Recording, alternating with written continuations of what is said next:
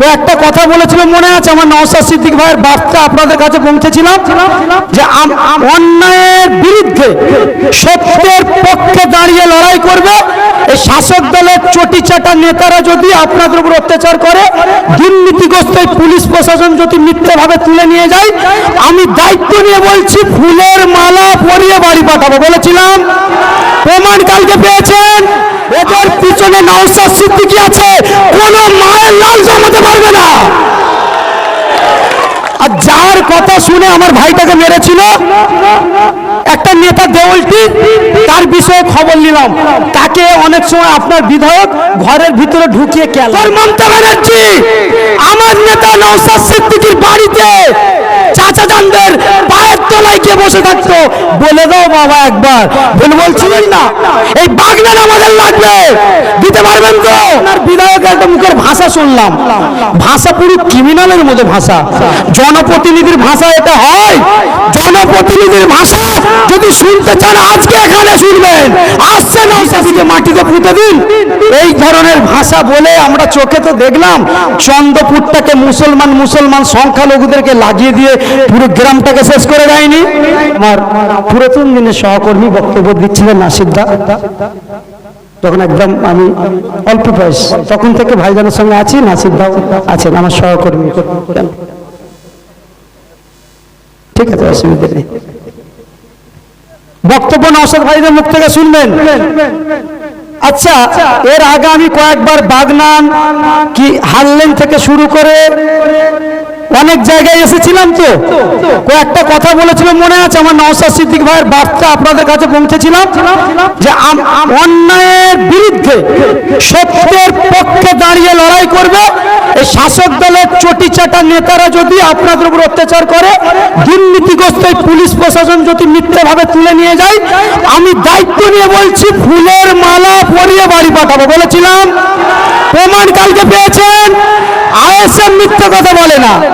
মুজিবাদ্দা আমার তুষারফ ভাই আমার সহকর্মী, আপনাদের অবজারভার।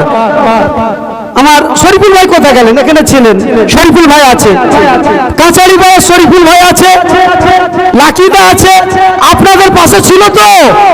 কথা বলেন। এরা শুধু পাশে আছে তা নয়, এদের পিছনে নওশাদ সিদ্দিকী আছে, কোন মায়ের লাল জমাতে পারবে না। আর যার কথা শুনে আমার ভাইটাকে মেরেছিল একটা নেতা দেওলটি, তার বিষয়ে খবর নিলাম। তাকে অনেক সময় আপনার বিধায়ক ঘরের ভিতরে ঢুকিয়ে খেলায়। খবর পেয়েছি আমি। সেই নেতাকে বলছি, তোমার এমএলএ, তোমার মমতা ব্যানার্জি আমার নেতার পায়ের তলায় গিয়ে বসে থাকতো। ভুল বলছি আমি?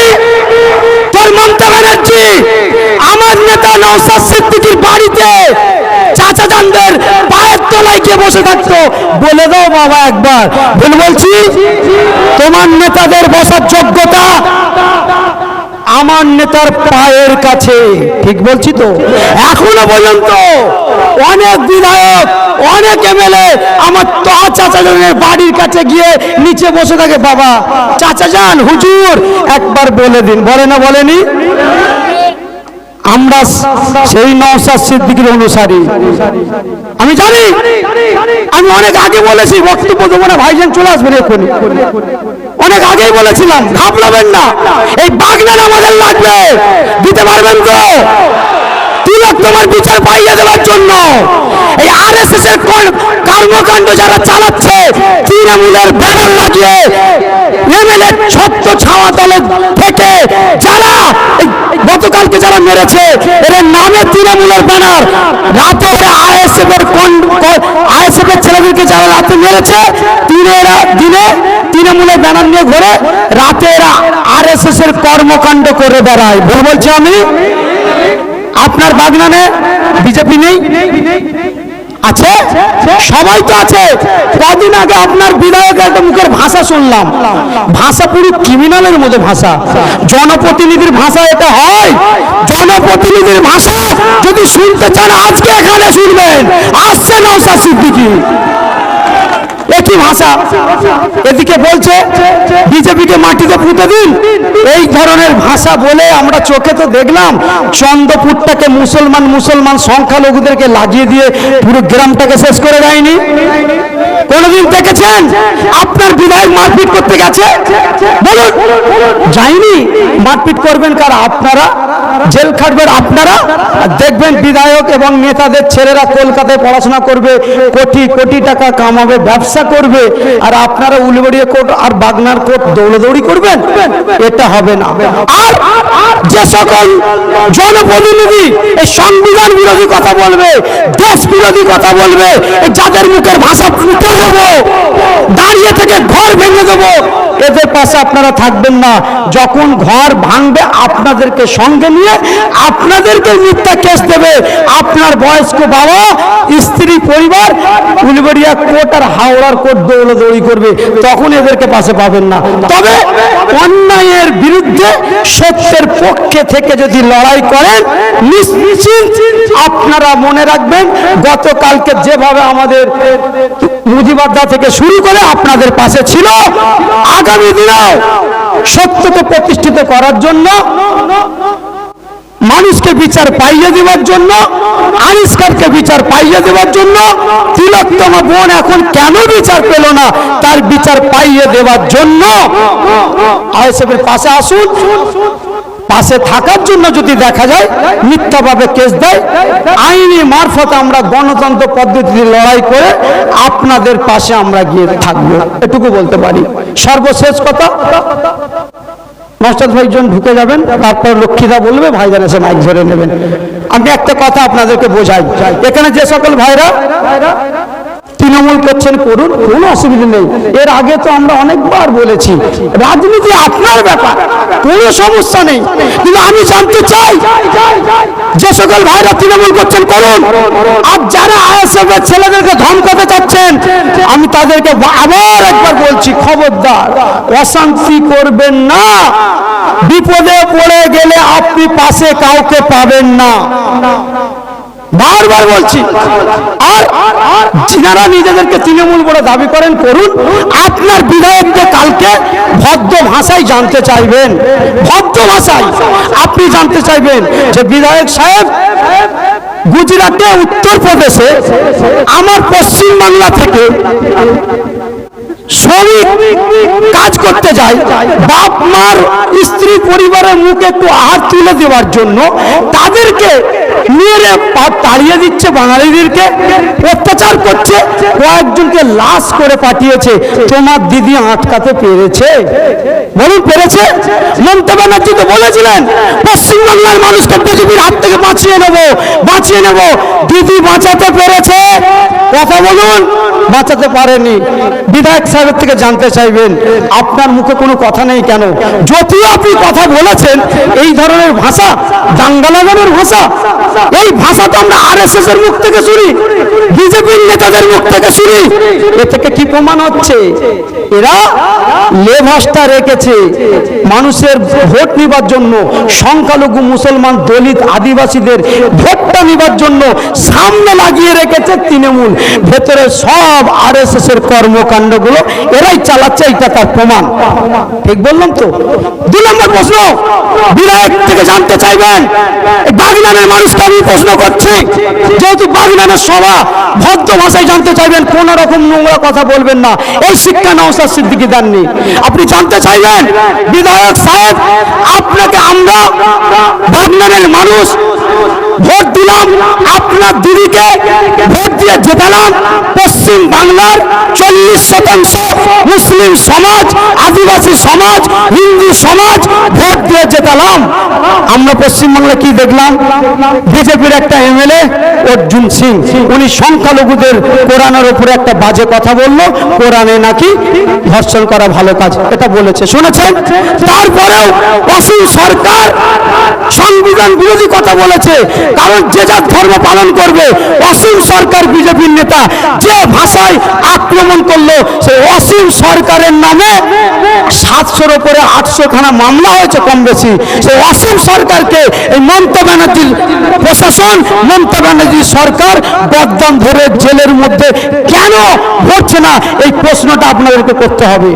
আর বিধায়ককে করবেন, বিধায়ক সাহেব আপনারা তো বলেন মুসলমানদের পাশে আছি, দলিতদের পাশে আছি, হিন্দুদের পাশে আছি, জানার প্রশ্ন আমাদের কোরআনের উপর এত বড় কথা বললো, আপনার মুখে কোনো কথা নেই কেন?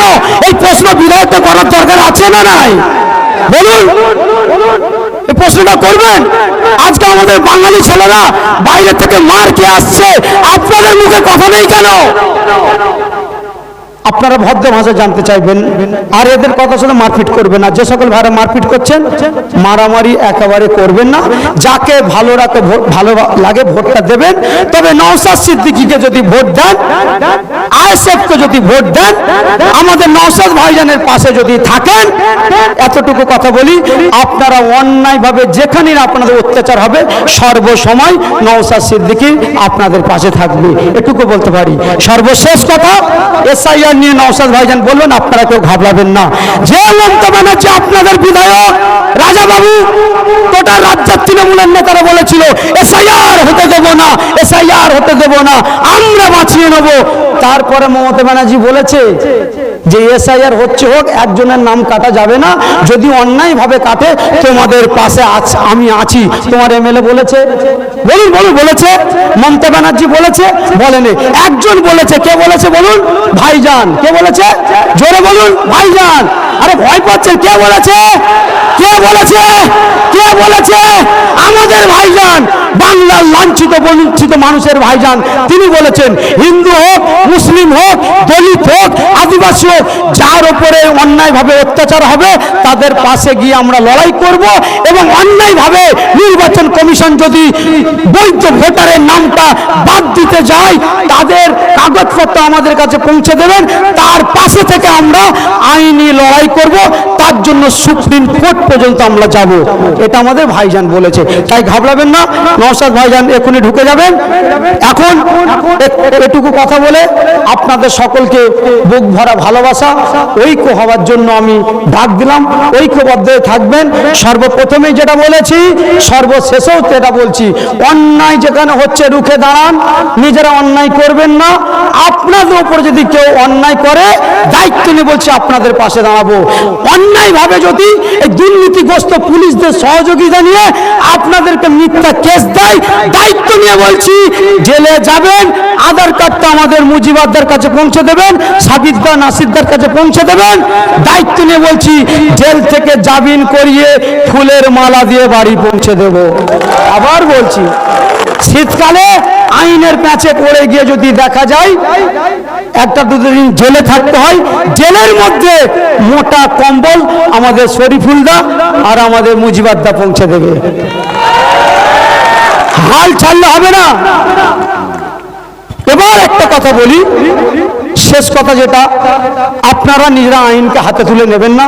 গতকালকে আমি খোঁজ নিয়েছি, মুজিবাদা ফোন করেছিলেন, আপনার বাগনানের যিনি আগে আইসি সাহেব ছিলেন, মোটামুটি ভালো মানুষ ছিলেন, চলে গেছেন। কিছু অফিসাররা আছে ভালো মানুষ, এখন যিনি আইসি সাহেব হয়েছেন তুলনামূলক উনি ভালো মানুষ, আমি খোঁজ নিয়ে দেখেছি। হাওড়া জেলায় কম বেশি প্রত্যেকটা অফিসারকে আমি চিনি। আপনার এখন যিনি বাগনানের আইসি এসছেন, ভালো মানুষ অফিসার, যখন যা সমস্যা হবে অফিসারের কাছে যাবেন, লিখিত অভিযোগটা জানাবেন। আপনারা ভাবতে পারেন যে ভাই পুলিশ আমাদের কথা শোনে না, কিছু করার নেই, কিছু করার নেই। একটা বিধায়ক যদি স্টেজে দাঁড়িয়ে ওই ভাষায় কথা বলতে পারে, আপনার অফিসার যদি নিরপেক্ষ কাজ করে, এদের উপরে কি টর্চার করে না মনে হয়? এনাদের কিছু করার থাকে না, এনাদের হাত বাঁধা। তারপরও এনাদেরকে অনুরোধ করবো, আইন মেনে আপনারা কাজ করুন, পুলিশ প্রশাসনদের পাশে থাকবেন। তুলনামূলক বাগনানের অফিসাররা ভালো মানুষ, যা হবে ওনাদের পাশে গিয়ে দাঁড়াবেন। থানা যদি কাজ না করে, কোর্ট তো আমাদের জন্য খোলা আছে। সর্বশেষে আমাদের কে আছে বলুন? কে আছে? কে আছে? 21শে জানুয়ারি যা হচ্ছে তো, কোনো বাধা মানবেন? বাকি কি হবে না হবে নওশাদ ভাইজান বলবেন। ভালো থাকবেন। আইএসএফ জিন্দাবাদ, নওশাদ সিদ্দিকী জিন্দাবাদ, আমাদের সকলের ঐক্য জিন্দাবাদ।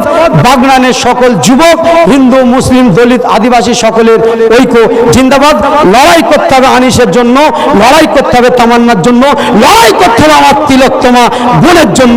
এটা মাথায় রাখবেন। ভালো থাকবেন। ধন্যবাদ জানাই উলুবেড়িয়া দক্ষিণের অবজারভার আফতাব মোল্লাকে। উনি ওনার মূল্যবান বক্তব্য রাখলেন।